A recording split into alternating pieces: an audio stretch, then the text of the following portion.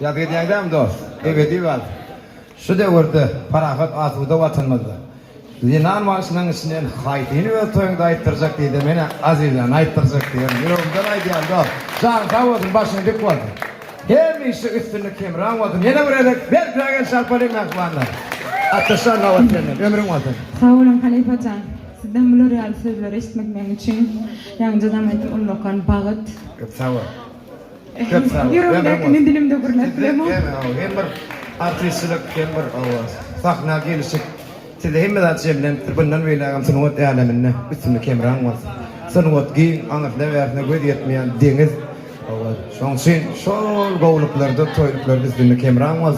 Yine ataşanlar, oğlanlar, yiğitler size hemişe alatışan, yaşayın toy kutlu olsun, uzak yaşadın. Başlığın adından, gelme dostların adından. Kutlu olsun, kendi toylam köp olsun. Dostların adından, tamam, vatiyazanın adından. Gitti, bana yine bir aydım aytıp ver, bitmanlara. Halifa Adasan ya, Azize bilen bir yadigarlık bir aydışık aydımı. Neme mi, o ya boyunda duran oğlan, bileziğimi alan oğlan, o gelinleyip ol aydiyanı da gülsün bilen. Ya onu netip olsa, dostının köyneşen yestirip de söz verdik yani Azize bilen o bilecek cigin candan aytışlar var, olar boşar tebebi. Eda şundan aytmak öğrenir senem yakımlı var tebebi, ustadın yanına arağım olsa. İyiden iyi rabilsek, sonra senin en kovardı oralar. Bakmadın.